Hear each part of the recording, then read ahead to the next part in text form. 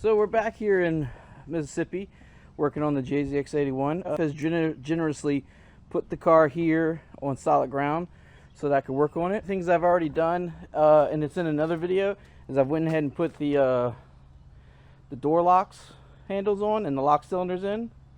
There's a whole video explaining that.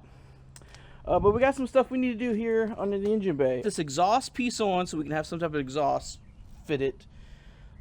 Throttle bracket for the throttle cable, and need to put the intercooler piping on, at least so the car can run and idle, sort of like the Supra did just recently. Anyway, let's get to it.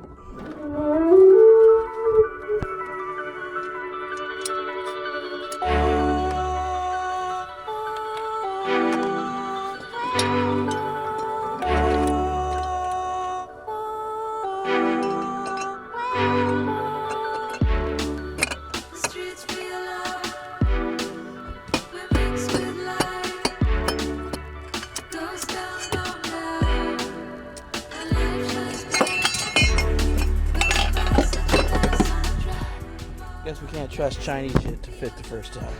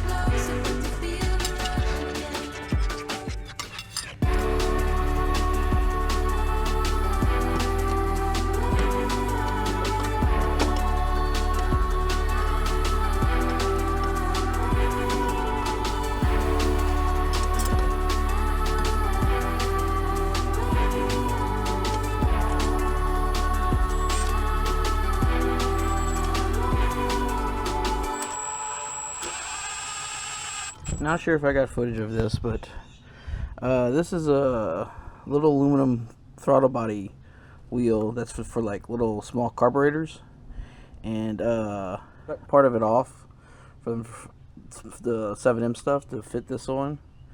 Then had to drill the hole out 9/32. So I needed a 9/32 hole for the stock throttle cable to fit, using a JZX81 throttle cable, because it's would be in the same spot roughly for a G engine for the throttle body.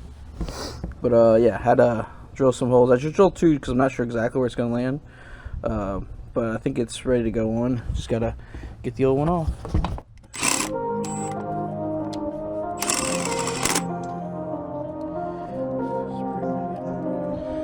And there's a spot right here to put a bracket.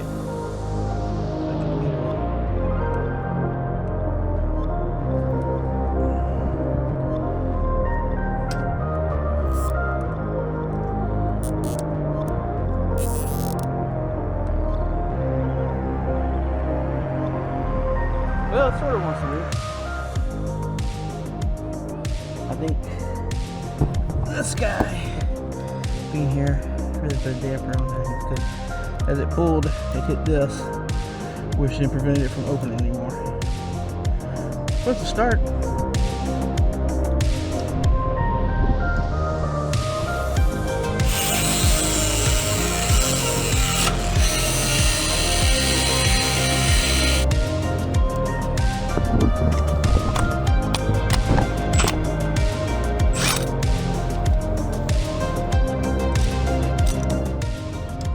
So what I've done here is jammed it against this screw at the bottom that I'm not using anymore because that screw's hard to get out. This way it'll have something to always keep it from going anywhere, hopefully.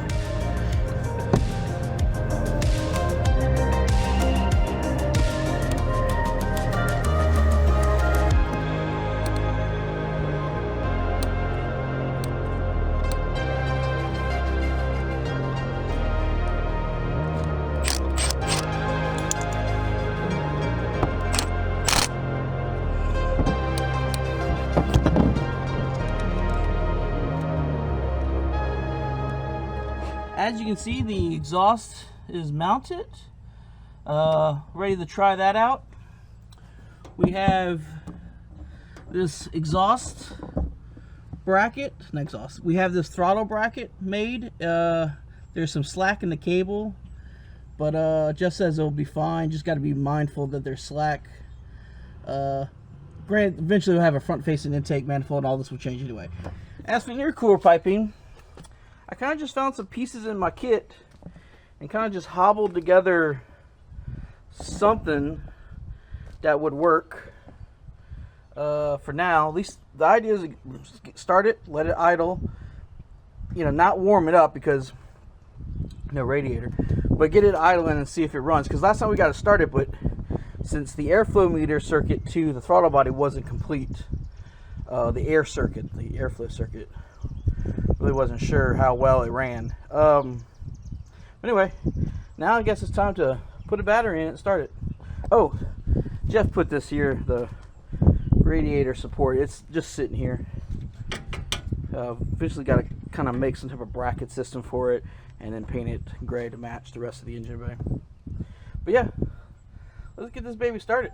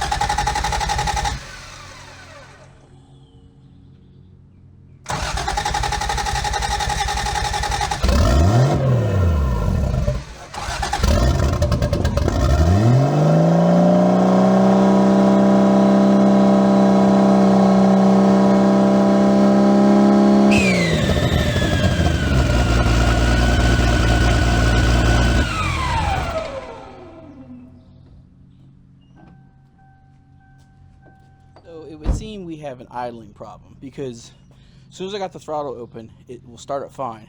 I don't have an idle air control valve. And on the Mark III Supra, we also had the idle kind of high set on the throttle body, since it doesn't have an idle air control valve either. So I think what I need to do is dial back the throttle body a little bit, because this blew up because it was probably revving at least above 2,000. I don't know how high. With the open exhaust, it's too hard to really tell.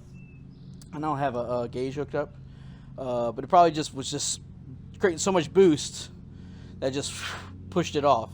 But yeah, gonna connect that. Gonna lower the throttle a little bit to see if we can get the idle a little bit low and see if it can start and run in, like, if it can at least idle like 1,000 RPMs, that'd be good. I just don't know what that is, but I know this was not 1,000. This was much higher than that. Let's see how well that goes. It's a little slack, might be too much. We'll see. This guy back together. Put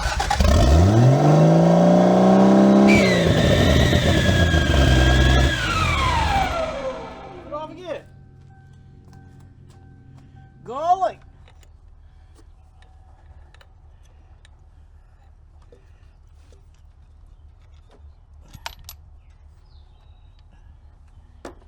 I see the problem now. All right, so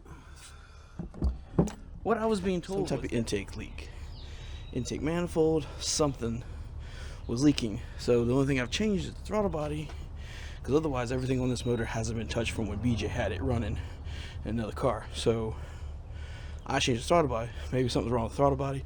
I was gonna put the old one on, test it, but then taking it off, and this is what I just noticed. See the light around the ring of the throttle plate? How you can see light through there? You shouldn't be able to see all that light. It should be closed. It's not closing because, and I wouldn't have noticed if it took the cable off first.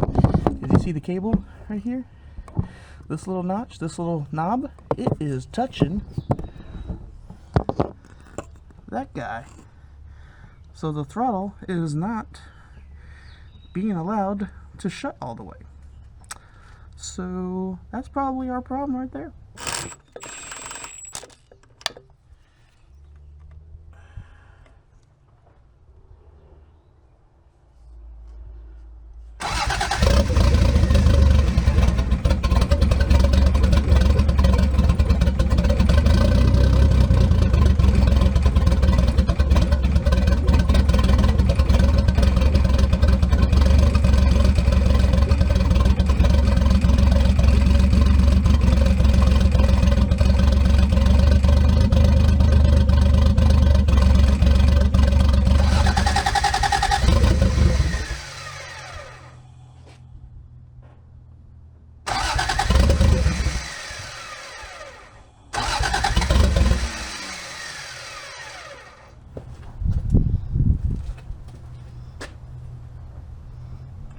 hooked up, right? It's right there.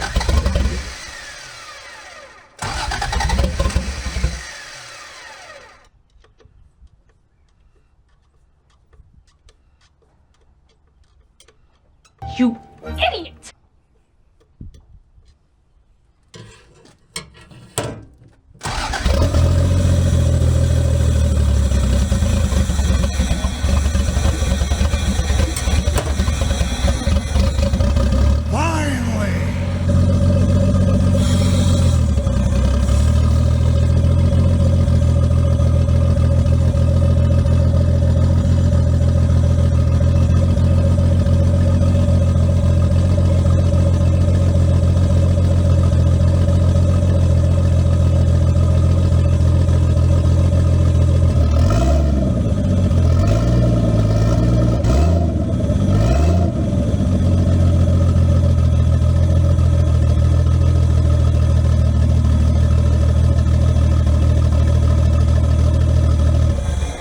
So I had that pipe undone a little bit, didn't even notice.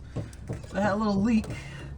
Alright, let's connect the throttle cable and let's see if we can blip it with the gas pedal.